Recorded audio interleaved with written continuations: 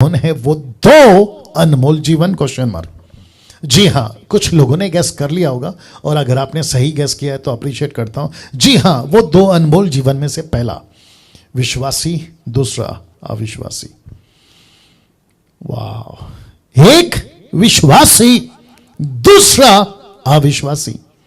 विश्वासी का भी जीवन अनमोल है, अविश्वासी का भी जीवन अनमोल है। क्यों? क्योंकि अविश्वासी को मौका मिलेगा विश्वासी बनने का, और जो विश्वासी है वो कहीं अविश्वासी ना बन जाए, इसीलिए दोनों का जीवन अनमोल है। वाह, सी नाउ अब इसको जरा डाइजेस्ट करो, कुछ सेकंड ले लो इसको।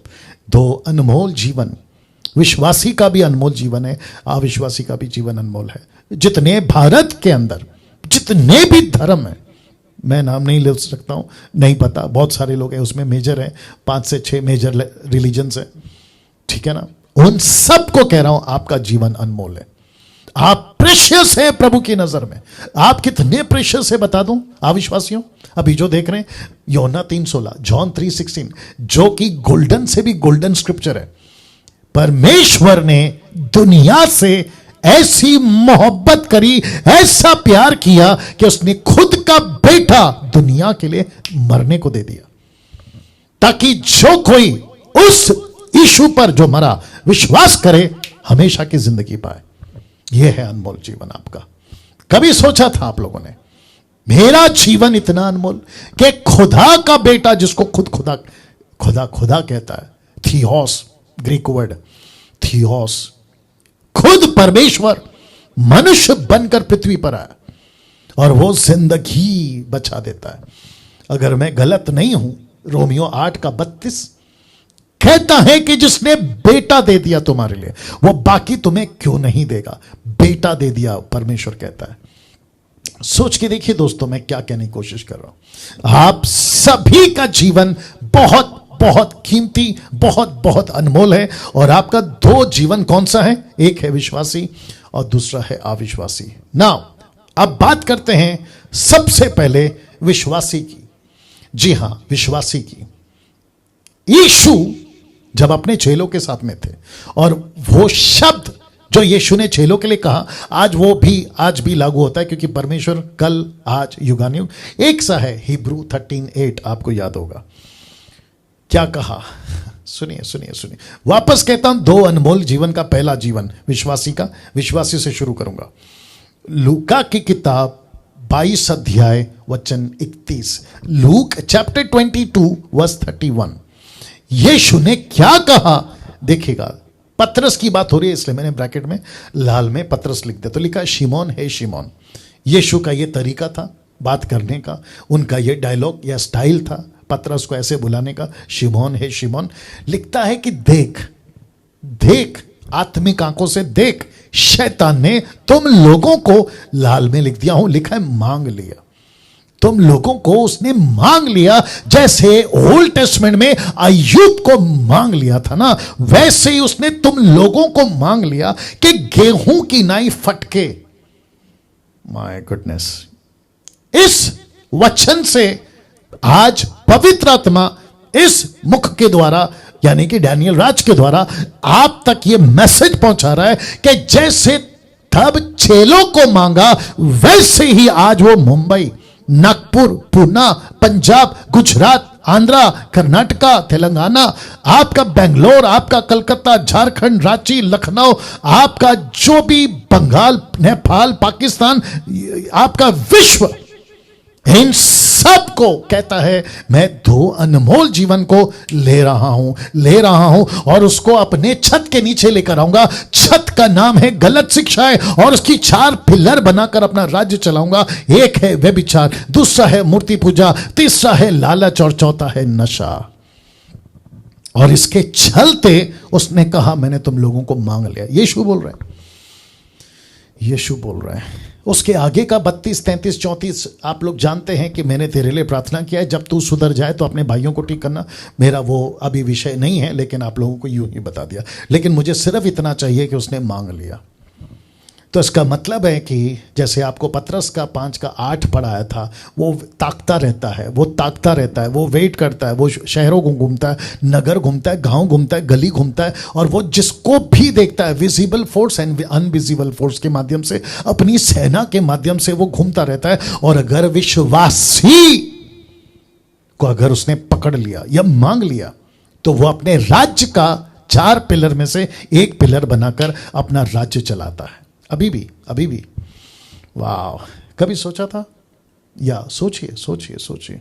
तो जितने भी अभी 1750 लोग लाइव देख रहे हैं, मैं आप सभी को कहना चाहता हूं कि आखिर तक बने रहें और शेयर करना नहीं भूलना अभी भी, और जब वीडियो अपलोड होगी तब भी मेरे साथ बने रहें। ऐसी बातें मैं फिर कहता हूं बाहर नहीं मिलेगी। अब ये फोटो देख लो साहब, ये फोटो देख लो। जी हां, मैं कुछ सेकंड इसको रख रहा हूं, और मुझे खुशी है कि ये फोटो मुझे गूगल से मिल गया और मुझे मेरे मैसेज से ये फोटो कनेक्ट हो रहा है। आपको पता है, लूसीफर आपके कानों में, मेरे कानों में, विश्वासियों के कानों में, लड़का लड़की मसीहों की बात कर रहा हूं क्योंकि मैं भी पहले अनमोल जीवन में हूं, वो है विश्वासी, आकर फुसफुसाता है। पता है क्या? उसके 4 पिलर को लेके वो कहता है व्यभिचार का जीवन खूब मजेदार है, मूर्ति पूजा का जीवन खूब मजेदार है, लालच का जीवन खूब मजेदार है, नशे का जीवन खूब मजेदार है। ऐसे करते हुए वो आपके कानों में 24/7 ऐसे फुसफुसाते रहता है। और उसके पास में माध्यम बहुत है सर आजकल। मैं कुछ तो बाद में भी बताऊंगा, लेकिन अभी क्योंकि बात निकले तो बता देता हूं। सबसे पहला है आपका टेलीविजन, टेलीविजन के माध्यम से वो इतनी सारी चीजें आपके कानों तक पहुंचा देता है कि आप सुनते हैं, देखते हैं, उसके ऊपर अमल करते हैं। वो चाहे बॉलीवुड, हॉलीवुड, टॉलीवुड या फिर न्यूज चैनल हो या फिर कोई और मनोरंजन का प्रोग्राम, आपका जो जितने भी रियलिटी शोज चलते हैं वो कोई भी तरीके से, और जितने भी धार्मिक चैनल चलते हैं, मैं उसकी भी बात कर रहा हूं, इन सभी जगह से वो आपके कानों में फुसफुसाते रहेगा और आपको मजबूर करेगा कि उसके राज्य के कोई एक पिलर तुम बन जाओ, तुम कोई एक पिलर बन जाओ। आपका नाम रखो क्रिश्चियन वाला, मुझे उससे कोई फर्क नहीं कौन शैतान बोलता है। आप हाथ में बाइबल पकड़ो, लेकिन मुझे उससे कोई फर्क नहीं पड़ता। आप संडे टू संडे चर्च भी जाओ, मुझे कोई फर्क नहीं पड़ता, लेकिन मेरे राज्य के पिलर बने रहो। इसको कहते हैं उसने अनमोल जीवन, यानी कि पहला विश्वासी का अनमोल जीवन को आहार कर लिया, मतलब शिकार कर लिया। ऐसे आता है कैसे पास्टर डैनियल? मैं आपको बीच में रखता हूं कुछ वचन को। इफिसियों की किताब उसका 6वां अध्याय वचन 13 लिखा है, इसीलिए परमेश्वर के सारे हथियार बांध लो कि तुम बुरे दिन में सामना कर सको और सब कुछ पूरा करके स्थिर, स्टेबल, मजबूती से खड़े रह सको। किस लिए? इसलिए, पहला लाइन देखो, इसलिए। ऐसी क्या बात है? क्योंकि 12 में आप जानते हैं, कहता है कि हमारी लड़ाई है, इसीलिए हथियार बांध लो। कौन सा हथियार है? टोटल 6 प्रकार का, आप जानते हैं उसके आगे, लेकिन सबका कनेक्शन किससे पता है? वचन से। तलवार वचन, उद्धार का टोप वचन, झिलम वचन, जूते वचन, ढाल वचन, या समझिएगा बात को। तो वापस आते हैं आपके बीच में, कहता है, मैं रख रहा हूं फोटो, फुसफुसाता है। और अगर आप यहां से मजबूत नहीं है, आप अगर यहां से ताकतवर नहीं है, आपको अगर यहां पे परमेश्वर का वचन अगर नहीं दिया, आप उसके फुसफुसाहट में फंसकर, रिपीट करता हूं, उसके फुसफुसाहट में फंसकर आप किसी 4 पिलर में से एक पिलर बनके उसके राज्य को चलाते बैठोगे। अनमोल जीवन खत्म हो गया, अनमोल जीवन खत्म हो गया। यह फाड़ खाया आपको खत्म कर दिया इसने। मेरा आज का मैसेज, आज का यह प्रचार, अगर ऐसा कोई है जो उसके राज्य का ऑलरेडी पिलर बन गया है, मैं आपको कहना चाहता हूं, यीशु की ताकत आज भी है, यीशु का लहू आज भी है। यीशु के नाम से इसको डांटो और वो पिलर से बाहर निकलो और अपने जीवन को फिर प्रभु के पास में लेकर आओ। आपको परमेश्वर पहले से ज्यादा इस्तेमाल करेगा। यहां इस बात पे आप ताली बजा सकते हैं जैसे आपको ठीक लगे। Wonderful Jesus. तो इस वचन के मुताबिक आपको प्रभु का वचन कहता है, होशियार रहो, हथियार बांध लो ताकि तुम बुरे दिन में सामना कर सको। इसी का पैरेलल स्क्रिप्चर इफिसियों 5:16, लिखा है अवसर को बहुमूल्य समझो क्योंकि दिन बुरे हैं। यहां क्या लिखा है 6:13 में? दिन बुरे हैं या बुरे दिन हैं। यहां क्या लिखता है 5:16 में? क्योंकि दिन बुरे हैं। अब इसको देखिए, पहला 2 तीमोथी 3:1, वह पर यह जान रख कि अंत के दिनों में कठिन समय आएंगे। ये सारे वचन किस तरफ इंडिकेट करते हैं, किस तरफ इशारा करते हैं? कभी सोचा है? आपको आदत हो गई है ना ब्लेसिंग वाले वचन को पढ़ने की, आशीष वाली बातों को सुनने की, आशीष और चमत्कार के जो प्रचारक है ऐसे प्रचार सुनने की, लेकिन आपको नहीं पता सर, आप लोग उसके राज्य के पिलर बनते जा रहे हो। देख लीजिए, आप उसके राज्य के पिलर बनते जा रहे हो। आप चर्च जाते हो सफेद कपड़ा पहनकर, कानों में कोई सोना नहीं है, गले में कोई सोना नहीं है, आप खुद को ऐसा पवित्र बना के जाते हो, लेकिन उसके बाद आपका जीवन कैसा है, ये 4 क्षेत्र में कहीं ना कहीं आप उसके पिलर बनकर उसके राज्य को चला रहे हो। कभी सोचा है? कभी सोचा है? फेसबुक और यूट्यूब वालों, कभी सोचा है?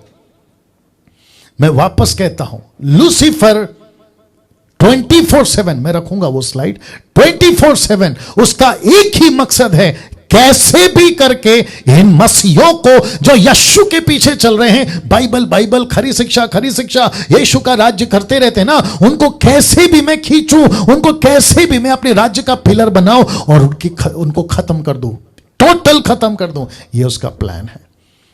मेरी प्रार्थना है अभी कि किसी जवान लड़का से, किसी जवान लड़की से जो अभी मुझे देख रहे हैं, प्रभु आपसे बात करे। अगर तुम किसी भी पिलर के उसके शिकार हो गए हो, तुमको अच्छे से पता है रात को जब कोई नहीं रहता तुम्हारे बिस्तर पे या आपके कमरे में, आपके लैपटॉप और आपके टैब और आपके फोन के साथ आप क्या क्या करते हो, आपको अच्छे से पता है। उसी क्षण आप उसका पिलर बनकर उसके राज्य को चला रहे होते हो, आप उसके राज्य को चला रहे होते हो। इसलिए तो लिखा ना, राज्य की संतान कौन सी? शैतान की, बाहर कर दी जाएगी, बाहर कर दी जाएगी।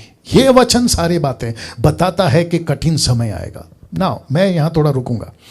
आपको क्या लगता है, पौलुस के टाइम पे कठिन समय था या आज कठिन समय है? आप लोग बता सकते कमेंट्स में, कौन सा टाइम कठिन है? तब क्या कठिन समय था? टॉर्चर होता था बाहर से शरीर के अंदर, आग में जला देंगे, आरी से चीर देंगे, पत्थर से मार देंगे, जानवरों के सामने तुमको जिंदा फेंक देंगे, शेर भालू। आज इसका पैटर्न चेंज हो गया है। अब ये क्या कर रहा है पता है? अंदर से टॉर्चर कर रहा है, मानसिक सताव, मानसिक अटैक, आपकी आंखों को खराब कर रहा है, आपके बुद्धि को खराब कर रहा है, आपके दिल को खराब कर रहा है। अभी बीच में किसी ने मुझे ऑस्ट्रेलिया से कॉल किया था, वो ऑस्ट्रेलिया में टैक्सी चलाते हैं, शायद वो हो सकता है देख रहे होंगे या आगे देखेंगे। वो कहते हैं कि डैनियल भाई, मैं अपने मन को कैसे कंट्रोल करूं, आंखों को कैसे कंट्रोल करूं? मैंने बोला क्यों? वो कहते हैं कि जिस देश में मैं गाड़ी चलाता हूं, टैक्सी चलाता हूं ऑस्ट्रेलिया में, वहां पे बहुत सारे लोग शॉर्ट पहन के आते हैं, उनका जो शरीर है वो आधा कपड़ा से ढका होता है। ऐसे टाइम पे मैं क्या करूं? वो बात अलग है कि हमने उसको काउंसलिंग किया, लेकिन आपको भी बता दूं ऐसी परिस्थिति आ चुकी है।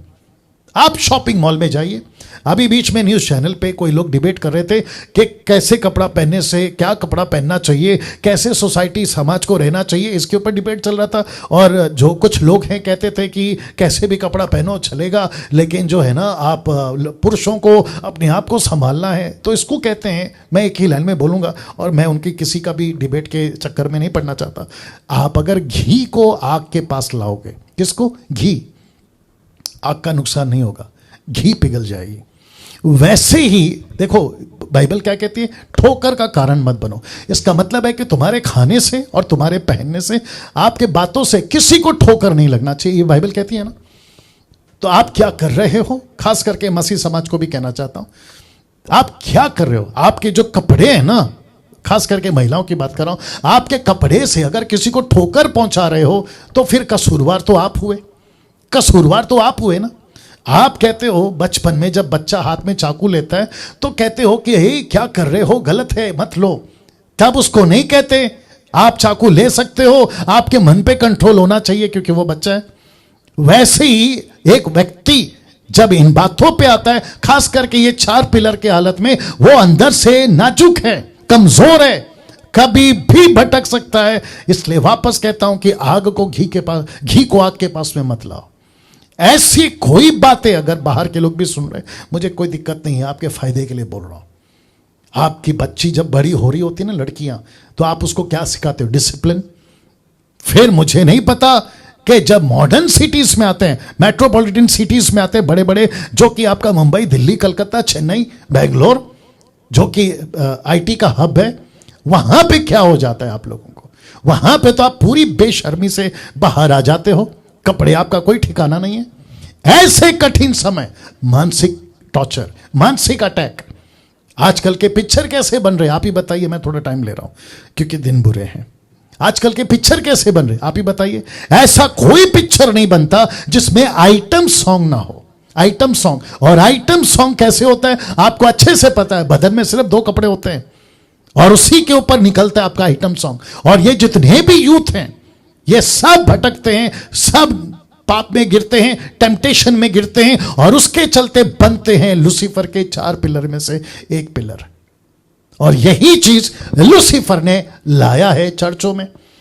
बीच में मुझे किसी ने पूछा, शायद वो लड़की सुन रही होगी, उसने पूछा क्या पिक्चर का गाना सुन सकते हैं? अब बताइए, ये सुनने के बाद आप अब अपना मन बनाओ, पिक्चर का गाना सुन सकते हैं। मैं अपने मोबाइल में पिक्चर का गाना डाउनलोड करके रख सकती हूं। क्या चीज है ये आप ही बताइए। ऐसी खुराक, ऐसी चीजें क्यों खाते हो जो तुमको बिगाड़ती है? आपको अपने पेट का टेंशन है ना, मैं कुछ भी खाऊंगी या खाऊंगा तो पेट खराब हो जाएगा, तो सारी चीजें जांच के खाते हैं। डेट एक्सपायरी हो गया तो नहीं खाते, अरे ये तो बासा है नहीं खाते, अरे ये तो अलग चीजें नहीं खाते। जांचते हो ना। तो वैसे ही आपकी जो रूह है ना, यहां से क्या जाती है, आपके दिमाग में क्या सोचते, नहीं जांचना चाहिए? क्या बात करते हो यार। दिन बुरे हैं। तो पौलुस कहता है कि कठिन समय आएगा। मैं बीच में लास्ट संडे शायद बता रहा था, यीशु कहता है मत्ती 24:24 में कि यहां तक कि चुने हुए तक भरमाए जाएंगे। तो वो जो चुने हुए हैं ना, सो कॉल्ड इलेक्टेड वंस, ये प्रचार कर रहे थे और आज भी करते होंगे, आगे भी शायद करेंगे। हम तो पास्टर हैं, हम तो रेवरेंड हैं, हम तो बिशप हैं, हम तो अपोस्टल हैं, हम तो सो कॉल्ड बाइबल टीचर हैं, हमको कुछ नहीं होगा, तुम बचो, तुमको अच्छा। तुम चर्च को डांटते रहते हो ना, यीशु मसीह कहता है तुम तक फंस जाओगे, तुम तक। जो पुलपिट पे खड़ा होकर सफेद कपड़े के साथ या लंबे लंबे कपड़ा क्रॉस पहन के उस तक की बात कर रहा है जो खुद को पवित्र या धर्मी कहता है। फिर बाकी लोगों को तो शैतान ऐसे ही झाड़ू की तरह खत्म करेगा। सोचिए आप, मैं ये बातें क्यों कह रहा हूं? दिन बुरे हैं, दिन बुरे हैं। आपको और मुझे समझना होगा, आपको और मुझे समझना होगा, आपको और जितने भी 2000 लोग अभी देख रहे हैं, मैं आप सभी को कहना चाहता हूं सर आखिर तक बने रहें। बहुत ऐसी बातें आ जाएंगी जो आपको हिला के रख देगी, क्योंकि ऐसी बातें आजकल प्रभु दे रहा है और आपके बीच में मैं ला रहा हूं। तो दिन बुरे हैं।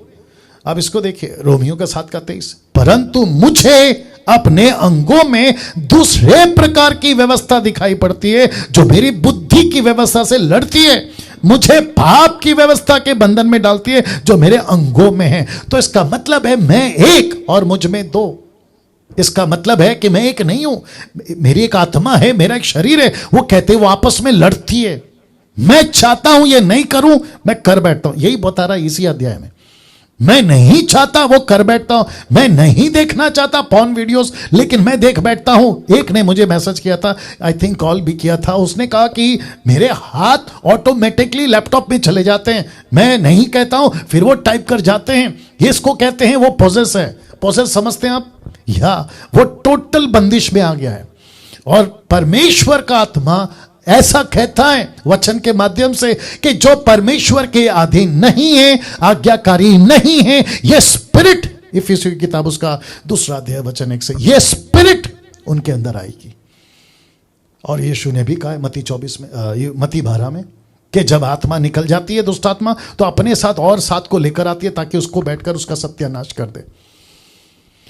वाह, मसीह जीवन आसान नहीं है सर, मसीह जीवन आसान नहीं है। 1 कुरिन्थियों 9:27, परंतु मैं अपनी देह को मारता कूटता वश में लाता हूं, ऐसा ना हो कि औरों को प्रचार करके मैं आप ही किसी रीति से निकम्मा ठहरूं। कौन कह रहा है? पौलुस।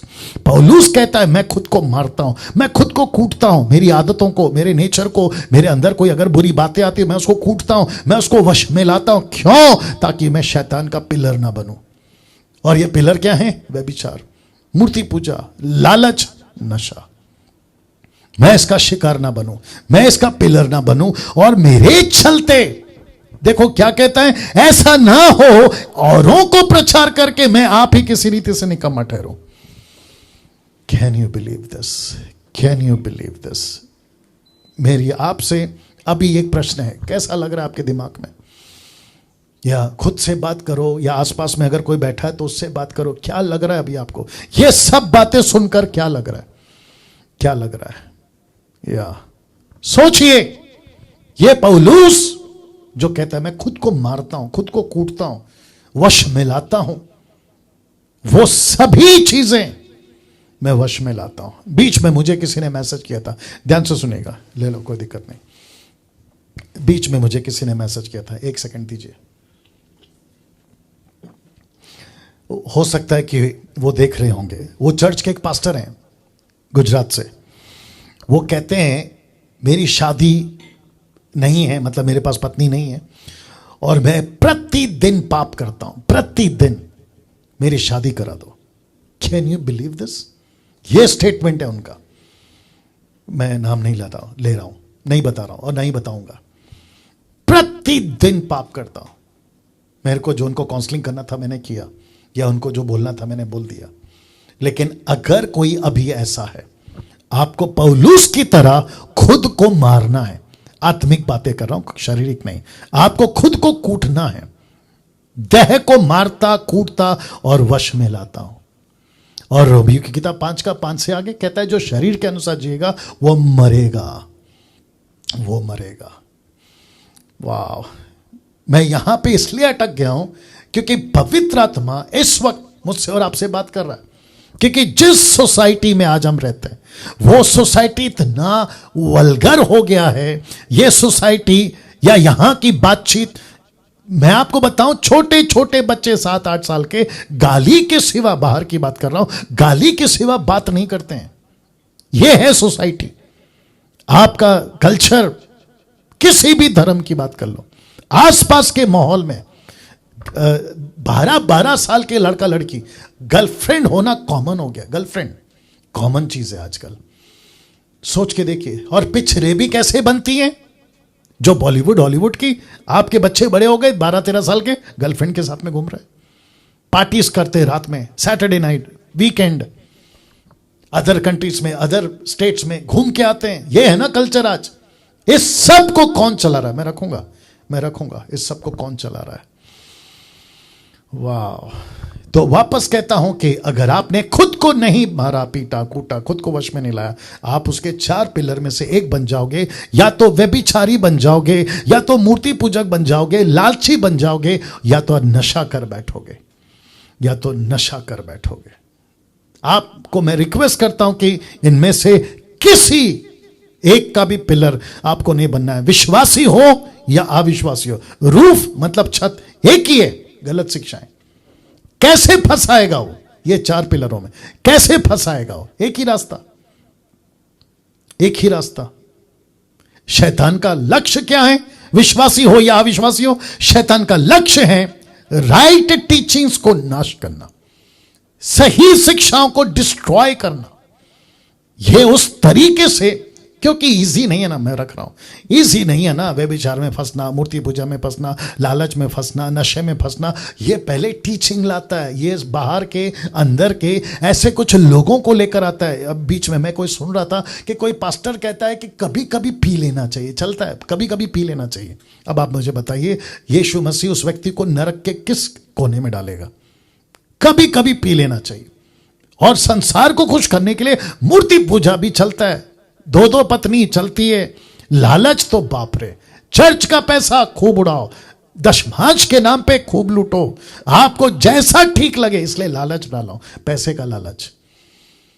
तो वो कैसे करेगा? गलत शिक्षाओं से आपको कन्विंस कर देगा ये सही है। ये 4 पिलर वो कन्विंस कर देगा आपको, वो कन्विंस कर देगा। कानों की खुजली के चलते हैं ना प्रचार, तो आपको अच्छा लगेगा, आप कन्विंस हो जाओगे। और ऐसे कितनी गलत शिक्षाओं के चलते आप कन्विंस हो गए, तो उसका लक्ष्य है सही टीचिंग को, यानी कि खरी शिक्षाओं को डिस्ट्रॉय करना, नाश करना। यह फोटो देख लीजिए, यह फोटो देख लीजिए, यह है अटैक। शैतान का एक ही काम है आत्मिक जीवन को नाश करना, आत्मिक जीवन को नाश करना। मैं वक्त का ख्याल रखूंगा, आप लोग मेरे साथ में बने रहें, चिंता ना करें, ठीक है ना। या ये फोटो देख लीजिए, टोटल आत्मिक बंधन में। किसी को काउंसलिंग करिए, मैं डंके की चोट पे बोलता हूं, किसी विश्वासी को, किसी भी चर्च का, Pentecostal, charismatic, Orthodox, main line, side line, किसी को भी, लड़का लड़की पुरुष स्त्री को एक कोने में लेके काउंसलिंग करो, आपको सारी बातें उगल जाएंगी, सब बातें उगल जाएंगी। मेरे साथ ऐसा होता है रात में, मेरे साथ में ये बातें होती है, मुझे डर लगता है, ऐसा लगता है कि रात में किसी ने आके मेरा गला दबा दिया, XYZ। ये सब देख लीजिएगा, या ये सब देख लीजिएगा। और ऐसी आवाजें आती हैं, मेरे को बुरे बुरे विचार आते हैं, मैं इससे जूझ रहा हूं। मेरा प्रश्न है, मसीह बने थे ये सब करने के लिए, मसीहत में आए थे ये सब करने के लिए, या परमेश्वर के राज्य को बढ़ाने के लिए? मुझे माफ करिए, ये शब्द का मैं इस्तेमाल कर रहा हूं कि 90% पास्टर्स अपने चर्च को पाल रहे हैं। मैं रिपीट करता हूं, चर्च को पाल रहे हैं, संडे संडे पाल रहे हैं। आपको तकलीफ है, आओ मैं मेडिसिन देता हूं। आपको परेशानी है, आओ मैं आपको इलाज कर देता हूं। पाल रहे हैं, जबकि यीशु ने पालने को नहीं बोला है, उनको मजबूत करके सिपाही बनने को बोला है, सोल्जर बनाने को बोला है, बेबी सिटर का दुकान खोलने नहीं बोला है। यह गुस्सा मेरा नहीं है, पवित्र आत्मा का है। या शैतान का एक ही काम है, आत्मिक जीवन को नाश करना। जो लोग मुझे अभी मुंबई से देख रहे हैं, मैं आपसे बात कर रहा हूं, पूना से देख रहे हैं, मैं आपसे बात कर रहा हूं, नागपुर से देख रहे हैं, मैं आपसे बात कर रहा हूं, पंजाब से देख रहे हैं, मैं आपसे बात कर रहा हूं, बेंगलोर, कलकत्ता, दिल्ली, रांची, लखनऊ, झारखंड, जहां कहीं से भी, Pakistan, Nepal, Africa, America, UK, USA, मैं सबको बोल रहा हूं, मसीह जीवन में आपको पालने के लिए चर्च नहीं आना है, आपको योद्धा बनना है। आपको योद्धा बनना है। शैतान का पहला काम, देखिए क्या लिखा है, शैतान का पहला काम आपको संसारिक बनाना। मैं अभी तक एक ही टॉपिक पे हूं, कौन सा? पहला अनमोल जीवन, विश्वासी, मैं अभी तक वहीं पर हूं। आपको संसारिक बनाना। पहला यूहन्ना 2:15-16 देखो क्या लिखा है, तुम ना तो संसार से, ना संसार में की वस्तुओं से प्रेम रखो, यदि कोई संसार से प्रेम रखता है तो उसमें पिता का प्रेम नहीं, क्योंकि जो कुछ संसार में अर्थात शरीर की अभिलाषा, आंखों की अभिलाषा, जीविका का घमंड, वह पिता की ओर से नहीं परंतु संसार की ओर से है। ये लूसीफर के 4 पिलर हैं। तो शैतान का क्या काम है? आपको संसारिक बना देना। मैं यहां कुछ और बात करूंगा ये वचन के बाद में। रोमियो 12:2, इस संसार के सदस्य ना बनो, परंतु तुम्हारी बुद्धि के नए हो जाने से तुम्हारा चाल चलन भी बदलता जाए, जैसे तुम परमेश्वर की भली भावती सिद्ध इच्छा अनुभव से मालूम करते रहो। मैं यहां पर वापस आ रहा हूं, आपको संसारिक बनाना। लूसीफर क्या कहता है पता है? अगर सेवक को संसारिक बना दूंगा तो वो प्रचार भी संसारिक तरीके से करेगा। उसकी शादी होगी तो डीजे बजाएगा। कौन सा? पिक्चर के गाने। चर्च की शादी होगी तो डीजे बजेगा, पिक्चर के गाने। शर्म आनी चाहिए। मैं रिपीट करता हूं, मसीहों को अपनी बेटे बेटियों की शादी पे अगर तुम डीजे बजाते हो, पिक्चर के गाने, लीला शीला मुन्नी बदनाम, तो तुमको शर्म आनी चाहिए। ये गुस्सा मेरा नहीं है, परमेश्वर का है। तुमको शर्म आनी चाहिए। तुमको संसारिक बनाना चाहता हो। कौन? लूसीफर। ये टीचिंग मेरी नहीं है, ये शिक्षाएं मेरी नहीं है, ये परमेश्वर की शिक्षा है। और इतनी आसानी से मस्की की तरह हम फिसल जाते हैं संसार में। संसार का कोई चीज है तो अपना लो, अरे बड़ा अच्छा है तो अपना लो। ये तक नहीं देखते हैं कि ऊपर बैठा प्रभु को पसंद है या नहीं। और जिसके चलते रोमियो 12:2 कहता है कि तुम संसार के कस्टमर मत बनो, संसार के सदस्य मत बनो, तुम अभी नए हो गए हो, बुद्धि तुम्हारी बदल चुकी है, अपना चाल चलन बदलो और तुम परमेश्वर को जो पसंद है वो करो। ये है ना वचन। शैतान चाहता है कैसे भी करके आपको अविश्वासी बना दे। उसके 4 पिलर्स में कैसे भी करके अविश्वासी बना दे। इसलिए फिर कहता हूं, मसीह बन गए हो, आपने लड्डू बांटा होगा, बपतिस्मा लिया था, खुशी मनाई होगी, आपका ऑर्डिनेशन हो गया होगा, आपने फोटो फेसबुक पे डाली होगी, आपका सफेद लाल जो भी कपड़ा डालकर खुशी मनाई होगी। लेकिन आपको पता है उस दिन से अभी तक तुम्हारा चैलेंज शुरू हुआ है, एक चुनौती शुरू हुई है। खुशी मत मनाओ। आप एक ऐसे पथ पे चल रहे हो जहां पे आपको सब कुछ इजी नहीं मिलेगा, सब कुछ आसान नहीं होगा। एक तरफ सताव आएगा, दूसरी तरफ टॉर्चर आएगा, तीसरी तरफ आपके खुद के घर के विरोध, फिर उसके बाद में सोसाइटी समाज विरोध, और फिर यूट्यूब पे जो उल्टे सीधे लोग वीडियो बनाते उनको झेलो। ऐसे करते करते आपको अपना मसीह जीवन जीना है। तो जिसके चलते याकूब 4 का 7 कहता है, इसलिए, किस लिए ये सब कुछ को कहते कहता है, इसलिए परमेश्वर के अधीन हो जाओ और शैतान का सामना करो तो वह तुम्हारे पास से भाग निकलेगा। तो परमेश्वर के अधीन का मतलब है अपने आप को आत्मिक मजबूती बनाओ, वचन के अधीन हो जाओ, खुदा के अधीन हो जाओ, पवित्र आत्मा से खुद को मजबूत करो। जैसा यीशु ने शैतान को कहा था, बस कर। उसने कहा, मैं तुझे सारा वैभव दूंगा, मैं तुझे पूरी दुनिया दूंगा, मैं तुझे ये दूंगा वो दूंगा। आपको यीशु से ये सीखना होगा कि उसको अपना ऐसा हाथ दिखा, चला जा, गेट आउट।